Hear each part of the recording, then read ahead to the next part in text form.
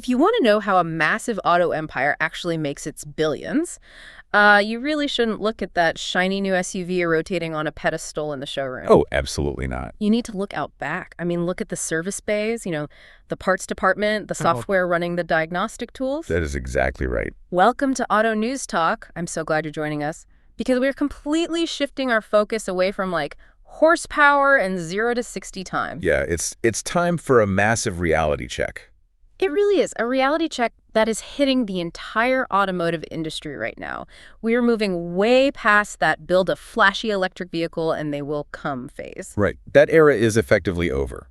For the longest time, the industry operated on this incredibly seductive, but honestly dangerous philosophy. Build it, pull off the silk sheet, and buyers line up. Exactly. But now, the survival of these brands, if they even exist years down the line, comes down to the ecosystem. We're talking pure profitability, the thoroughly unglamorous back-end operations, and of course, the entire customer experience. What's fascinating here is that the shiny metal has just become, the entry ticket. The focus has entirely shifted from what's under the hood to how the business is actually structured to scale. Yeah, how to keep customers happy and turn a real profit. So let's get into the mechanics of how companies are trying to pull this off, because the stakes are basically existential. Totally. Let's start with this push from niche, money-losing operations to mainstream profitable scale.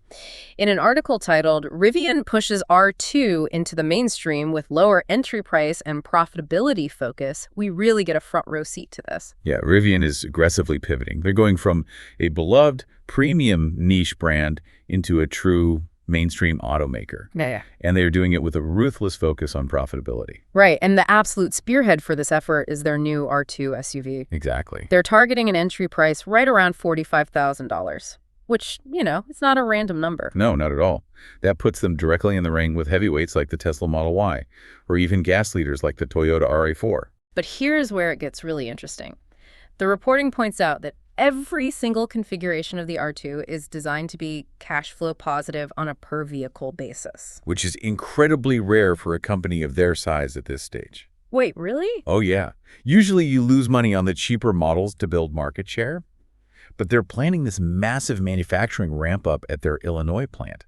Plus, they have a massive multi-billion-dollar software deal with Volkswagen. The scale is staggering, but the reporting gives us a brilliant detail on how they're pulling off those margins. Like the bill of materials. Exactly. To achieve this, Rivian cut the bill of materials roughly in half compared to their R1S model. Which is just wild. I mean, wait, I need to pause you there.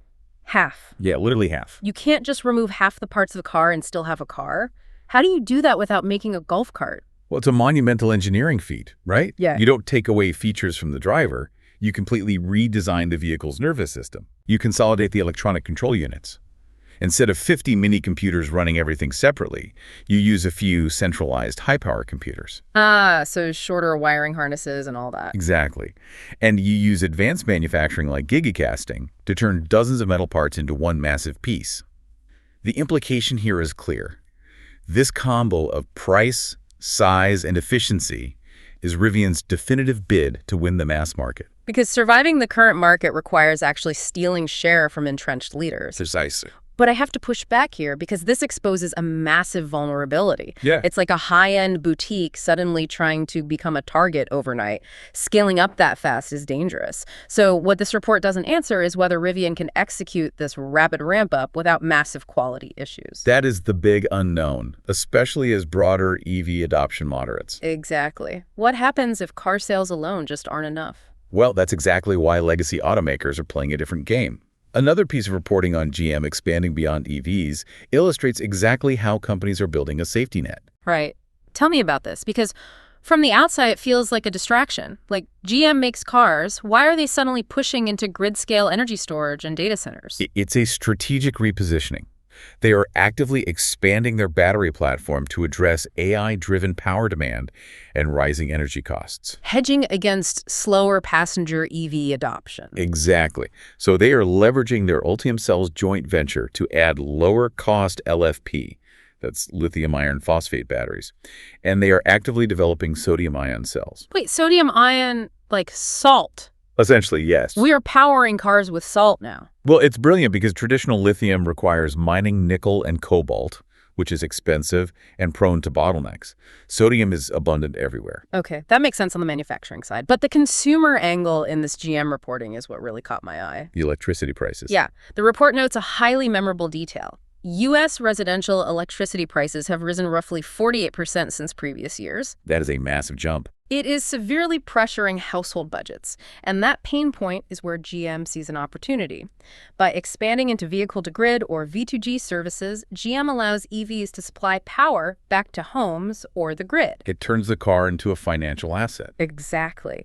Think of the car battery like a giant financial sponge. It absorbs cheap power at 2:00 a.m., and then during peak pricing, it powers your house or sells power back. The implication is profound. It opens completely new revenue streams for GM as an energy broker. It's a brilliant concept. However, the reporting does leave a major open question. All right, the execution map. Yeah, the exact locations for these new sodium-ion factories and the specific integration plans remain completely undisclosed. They have the vision, but the ground-level reality is blurry. And execution is where these companies live or die, which brings us right back to back-end operations. A separate update on Rivian's operations notes just how critical the back end is. Oh, for sure. You can build cars and batteries, but enterprise value is won or lost in how you maintain them. Exactly. Slashing service delays is an absolute prerequisite for a brand trying to capture the mainstream market. So what are they doing? Well, Rivian is doing a nationwide overhaul of its service operations. They are shifting to a strict triage-first model. Okay, meaning what? The new targets are resolving critical, inoperable cases within hours, and non-critical items, like a cosmetic issue, within a couple of days. Wow. They absolutely have to do this because the baseline they were starting from was rough. The piece reveals that service wait times once stretched an agonizing 40 to 50 days in some markets. It's brutal. Imagine buying a $45,000 R2, relying on it to get to work, and being told you have to wait almost 2 months for a fix. You lose your mind. The implication here is that mainstream buyers have virtually zero tolerance for downtime compared to early adopter enthusiasts. But again, I have to challenge this. Triage sounds great on paper. What remains to be seen is whether this new standard of hours for critical, days for non-critical actually holds up under the immense pressure of R2 volume scaling. That is the true test. And this back-end operations challenge is universal across the industry. According to a summary of podcast takeaways focused on unlocking dealership enterprise value, we see how legacy dealers tackle this. Right. This piece was fascinating because it pulls back the curtain on how the auto empire actually functions. People think the money is made when you hand over the keys. But it's really not. True enterprise value comes from fixed operations, meaning the service and parts departments. And it's driven by disciplined systems, not star salespeople. Exactly. Fixed ops are the most durable growth engine because they offer predictable, recurring revenue that outlasts vehicle sales cycles. People always need their brakes fixed. Always. And the report emphasizes using AI to optimize this. They're using AI to aggressively mine recorded calls and CRM transcripts for coaching. Explain how that works. It creates these rapid feedback loops for service advisors. The report specifically notes that AI can generate rapid daily feedback for advisors. Which replaces slow, outdated weekly or monthly performance reviews. Exactly. It drastically compresses training time. The implication here is huge. Building trust in the service lane drives long-term customer retention. It compounds the lifetime value of the buyer. Absolutely. But the piece cautions that there's a catch. There always is. Right. Speed without proper process creates errors and staff burnout. You can't just throw AI at a problem without a management framework to support the humans doing the work. Right, you can't out-tech a bad process. So the real secret to a billion-dollar auto empire isn't just the shiny showroom. It's having a meticulously run, AI-optimized repair shop in the back. But the physical space has to evolve to match this too. A report looking at the Lookers dealership network details a prime example of this. Yeah, how they are blending digital efficiency with physical luxury. Exactly. Retail spaces are being radically modernized to match updated corporate identities. Lookers invested £2 million in refurbishing a Mercedes-Benz site. That is a massive investment. It is. They implemented digital concierge services, designated service drop-off lanes to speed up arrivals, and dedicated handover bays. For a formalized vehicle collection process. Right. The visual that struck me in this report, it notes that traditional high-pressure sales desks have been completely ripped out. Yeah, they're just gone. replaced with lounge-style areas for informal consultations. It completely changes the power dynamic. The implication highlights a broader industry shift. As the lineup electrifies, showcasing models like the EQ series, the physical space must feel less like a transaction center and more like a hospitality-driven brand hub. Absolutely. Though the report does note an open question. There are no specific sales targets disclosed for this project. It's positioned purely as a long-term play for customer experience and brand alignment. Exactly. And bringing it full circle, this ties right back to that macro ecosystem we discussed. Think back to that first GM source. Oh, right. GM is doing the digital equivalent of this concierge experience. They are launching an energy pass to streamline public charging, including on Tesla superchargers. And adopting the North American charging standard, the NACS. Right. The goal is the same as the Looker's showroom. Remove friction, create comfort, and lock the customer into a seamless, unified brand journey. It is incredible how connected all these seemingly separate moves really are. Stepping back, there are really three big themes jumping out at me across all these sources. Let's hear them. First, ecosystem over single product.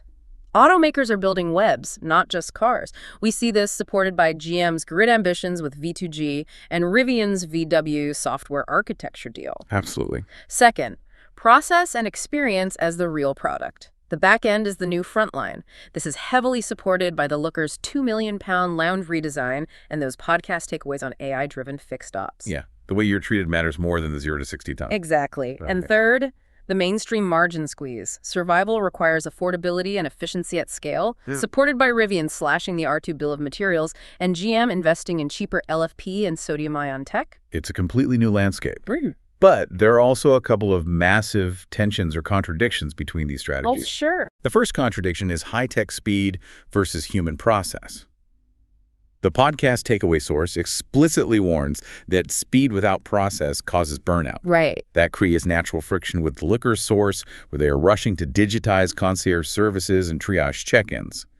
If the humans running the iPads are stressed, the luxury experience shatters. It's a delicate balancing act. And the second tension I see is enthusiasm versus reliability reality. The Rivian R2 piece highlights that their customer satisfaction ranks high, but predictive reliability ranks low. Yeah, that's a tough spot. It directly clashes with their promises in the service delay source to achieve hours-long turnaround times at mass volume. You can't promise lightning-fast service if the volume of repairs overwhelms the network. It requires absolutely perfect execution. So for you listening right now, the practical takeaway from all of this is that the traditional car business is practically dead. It really is. We are now in the era of the mobility lifecycle business. The winners won't be whoever makes the fastest car. It will be whoever makes owning, charging, and repairing that car the least painful. It's an incredible transformation. I want to leave you with one final, slightly provocative thought to ponder. Go for it. As these cars become mobile power plants for our homes and AI-coached software hubs, will we even consider these brands automakers in the future? Or will they just be tech and energy conglomerates that happen to sell products with wheels? That is the ultimate question. Next time you're at a dealership or a charging station, look past the cars and watch the process. That's where the real money is being made. Thank you for joining us for this edition of Auto News Talk.